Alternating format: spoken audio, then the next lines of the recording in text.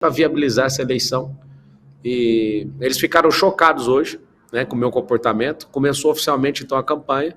Eu, de fato, estou para servir o povo. Já mostrei os pontos fracos de todo mundo. Mostrei, inclusive, a minha pior versão. Agora você vai ver a melhor. A pior já foi mostrada. Com o único e exclusivo sentimento. Mostrar o que os marqueteiros não dão conta de esconder. Eu fiz o Bolis mostrar o comportamento ditatorial dele, ele tentando tomar aquela carteira de trabalho. Foi feito o trabalho completo. Agora eu vou falar só de proposta e falar só sobre o futuro e mostrar o governante que eu sou, que é isso que eu já faço na minha vida, no meu dia a dia. Aí a campanha fica estudando pesquisa o dia inteiro e fica me persuadindo para gastar o pouco dinheiro que tem para pagar um instituto de pesquisa, passar uma pesquisa para nós e tal. E eu não gastei, não vou gastar nenhum real com isso. Eu conquistei essas pessoas antes de entrar na eleição, cara. Eu tenho muitos alunos, eu tenho 200 mil alunos na cidade de São Paulo. Eu tenho 1,5 milhão de alunos no Brasil. Eu sou assistido por bilhões de pessoas. Aí você fala assim, não, você tá de brincadeira. Vou te mostrar aqui. A conta Instagram reserva, tá?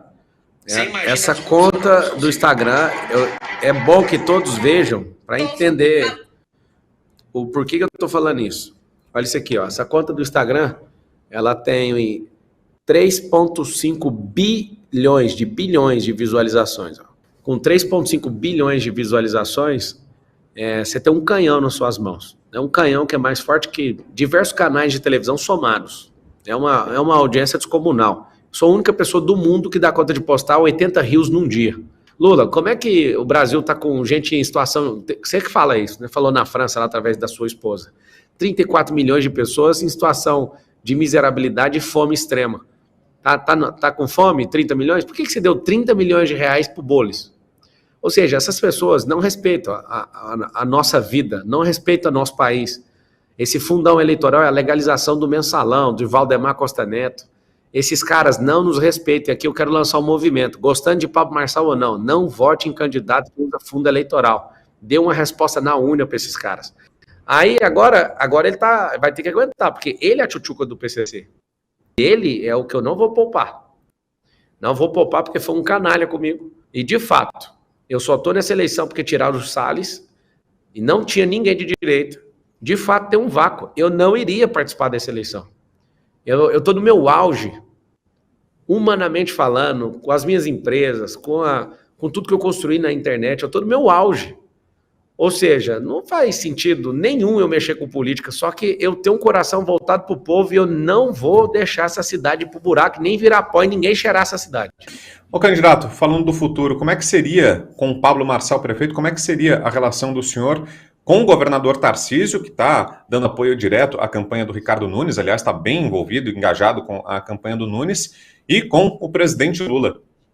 Eu acredito que toda relação com outros poderes tem que ser republicana. Agora, o Tarcísio é um cara que eu gosto de graça. Ele é um burocrata, né? Ele não é uma pessoa que morre pelos princípios, valores e propósitos do nosso país. Ele não é aquele cara patriótico igual a gente. Ele é um cara que se afasta dessa pauta e todo mundo aqui que entende o que eu estou falando sabe que ele se afasta disso. Eu acho que dificilmente o Tarcísio vai ser presidente do Brasil um dia por conta disso. Tem que ter alguém apaixonado. Eu tive ali no palácio com ele e fiz o combinado. Falei, Tarcísio, respeita a sua posição em defender o Nunes, não toque no meu nome.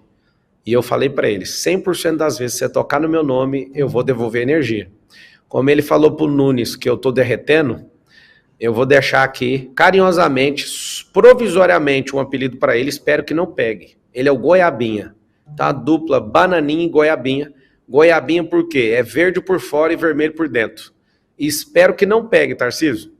E espero que eu remova e consiga, sem maiores danos, tirar esse apelido até o final dessa eleição aí da sua pessoa. Não toque no meu nome. Você sabe que eu te respeito, mas se você, de fato, quer mergulhar nesse embate eleitoral, o Bolsonaro tinha te dado o código. Não acabe com a sua carreira defendendo o Nunes. Apanhar uma coisa, atacar outra pessoa que tem o mesmo lado que você, pode ser um suicídio eleitoral. Então fica com Bananinha, é provisório, tá? Ninguém nunca lançou um apelido provisório em alguém, mas eu tô lançando e eu vou revogar ele no dia 6 de outubro, às 20 horas e 30 minutos, horário de Brasília. Eu vou tirar esse apelido do governador.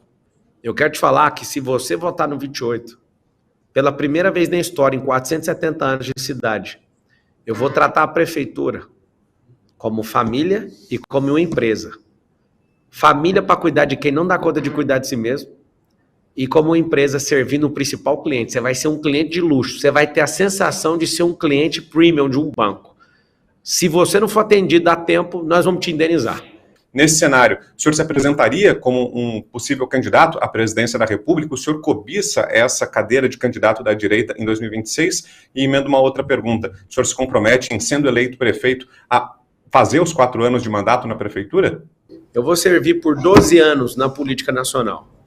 E nesses 12 anos eu imagino que eu vou acabar ficando 8 anos na prefeitura de São Paulo para conseguir fazer uma mudança transformacional mesmo, geracional, na raiz do problema da cidade. E o melhor cenário é Tarcísio também ficar 8 anos, eu ficar 8 anos e o Bolsonaro conseguir. Não esperem por mim em 2026, eu vou estar na missão aqui em São Paulo.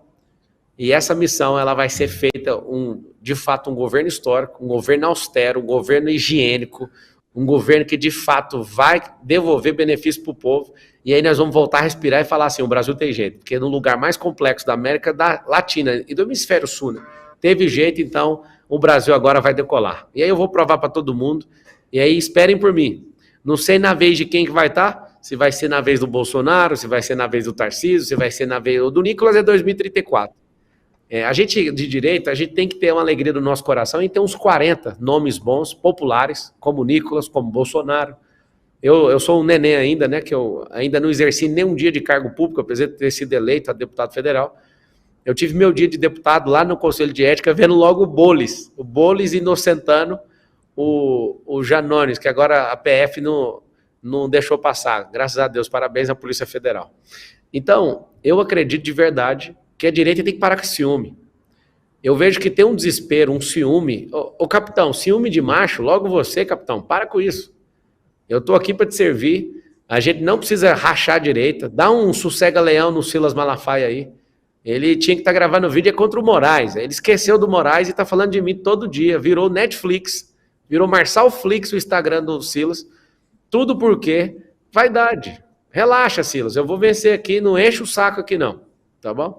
Você mencionou o Rio de Janeiro aí, meu saudoso Rio de Janeiro e destruído Rio de Janeiro.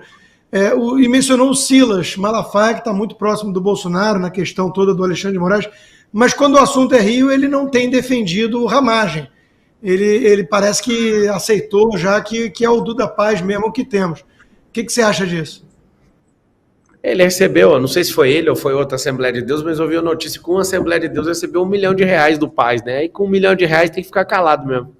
Sobre o acontecimento da cadeira, eu confesso com todas as palavras, eu sou um cara que já fez 7 maratonas, 11 triatlos, 1 Ironman, Ultraman. Ultraman eu percorri uma distância de 452 quilômetros e 35 horas e 17 minutos. Amigo, com aquela cadeirada eu conseguiria ir correndo para o hospital. Eu fui entrar na escolta, e aí as pessoas, o meu advogado e os seguranças, cara, e se você tiver tido uma perfuração aí de pulmão, não é melhor você ir na ambulância? Eu falei, não precisa. E eu ainda brinquei com eles. Falei, eu consigo ir correndo para o hospital. Onde que está o hospital? E os caras, vai na ambulância. Eu achei, assim, patético. Até a pessoa que acabou postando tomou um cascudo aqui. Aquela cena de mostrar o interior da ambulância. Quando eu vi aquilo, eu mesmo fiquei arrasado. Agora, eu tô com a radiografia, o próprio Sírio-Libanês postou que teve trauma nessa mão. Na base desse dedo onde eu defendi, tá bem aqui, ó. Aqui não tem nada, aqui tá normal. Agora aqui, ó, aqui tá com a tala, aqui tem uma tala.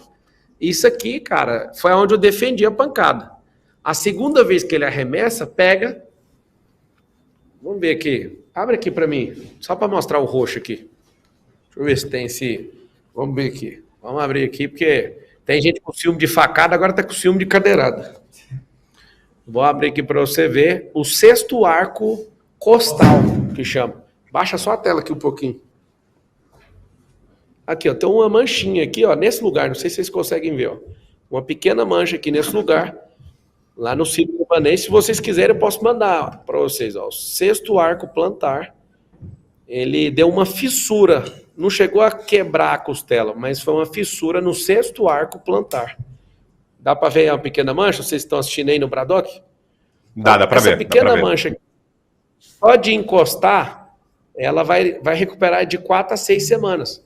Então, assim, eu entendo as pessoas ficarem loucas e eu falo abertamente, eu consigo correr com isso aqui, eu sou um cara resistente. Agora, tudo vira notícia, né, cara? Eu entendi como que faz para pautar a imprensa. Eu não pago mesada para jornalista, eu preciso de ficar toda hora mandando e desmandando um monte de conversa, criando um monte de situação, é duro, e eu falo abertamente, não tem medo. Ajuda a fechar aqui, por favor, por causa da minha mão. Então, o que eu quero falar para você é o seguinte, não foi nem um teatro, eu acho que se não tivesse nem meu carro, eu conseguiria ir correndo, eu sou um cara, uma prova com meu tendão inflamado, isso para mim não é novidade, não. Agora, sendo bem verdadeiro, eu provoquei o Datena para mostrar que ele é um imbecil, que ele é um cara que é um tirano. E ele mostrou que é fraco das ideias, porque o cara que é fraco das ideias, ele parte para agressão. E, de novo, lamento profundamente, Bolsonaro, você relativizar isso, porque você provocou mais gente que eu. Então, hoje, com as suas próprias palavras, você mereceu a facada? Com as suas próprias palavras, o Donald Trump mereceu levar uma bala de fuzil no pé do ouvido? Nunca apoie a agressão. Se você é fraco, na discussão, desça do jogo. Não continue o jogo. De fato, eu poderia ter tomado naquela cadeira daquele jabuti, eu poderia ter avançado nele, eu poderia ter pegado a cadeira e jogado ele no chão, eu poderia ter feito um monte de coisa. Mas eu quis mostrar para o povo que eu sou uma oferta, nunca escondi isso e nem vou esconder. Agora, você tem que saber o que aconteceu em Brasilândia hoje. Todo mundo erguendo cadeira. Aquilo entrou na cabeça de todo mundo. Então, se for para defender esse povo, eu tiver que tomar 10 cadeiradas dessa toda semana, pode mandar a cadeira que eu tô dentro. Eu não vou arregar para nada, não afino para absolutamente nada. E, Datena, obrigado pela cadeirada, porque eu recebi uma carta da equipe do Donald Trump. Depois pega essa carta e vou mandar para a imprensa que eles vão ficar loucos. Eu recebi uma carta do Donald Trump, nós saímos dos 48 principais jornais do mundo, The Washington Post, The Sun, El País, o San Salvador, saiu no The New York Times, saiu na China, na Rússia, saiu em tudo. E a equipe do Donald Trump acabou vendo e me mandou uma carta me solidarizando com a cadeirada. Ela não é tão importante como uma facada e nem tão importante como uma bala de fuzil. Acho que é proporcional ao cargo de cada um, né? Só que a relativização dessa coisa, para mim, hoje me pegou de surpresa. E o milagre que eu quero para o Brasil é cumprir uma palavra do presidente Lula. Ele falou assim, se as pessoas ganharem mais de 4 mil, elas deixam de votar em nós. Então eu quero que todo mundo em São Paulo ganhe mais que 4 mil para a gente acabar com o PT para sempre. O PT já está acabando por si só, porque não tem ninguém para assumir esse handover do presidente Lula. Eu entrei nessa eleição para dar um tapa no bastão, para não cair na mão do Boulos. Eu vou fazer de tudo para bater esse bastão que vai bater. Ele vai tentar passar por Tachad. Eu vim aqui foi para isso, tá, Constantino? Você nunca vai esquecer da minha atuação na política. Eu não quero ser o herói da direita, mas eu quero ser o cara que ficou conhecido como, estrategicamente, o cara que desossou o PT e acabou com essa organização. Para não tomar mais um processo dos centenas que eu estou tomando, eu vou trabalhar. Quando tiver capim e inchada, eu vou continuar falando o que eu penso. Isso é uma quadrilha. Eles roubaram 1 trilhão aqui desse país e nós vamos acabar com esse povo. Esse PT precisa ser frenado. Esse pessoal que é uma organização intercontinental, que é pior que o PT, tá? O PT ficou tranquilo perto deles. Eles são uma organização intercontinental. A gente precisa combater esses caras. Esses caras são perigosos. Muito perigosos. Posso te falar uma coisa? Pelo que você acabou de falar? Até o Xi Jinping da China falou que a maior imbecilidade da esquerda mundial foi essa questão de lutar pelas classes como o marxismo fez. Até ele reconheceu. Por isso que estão se tornando uma grande nação. Uma nação, é claro que não é democracia, mas o que adianta viver na democracia que é ditadura? Deixa isso para depois da eleição, você conta comigo aí, tá bom?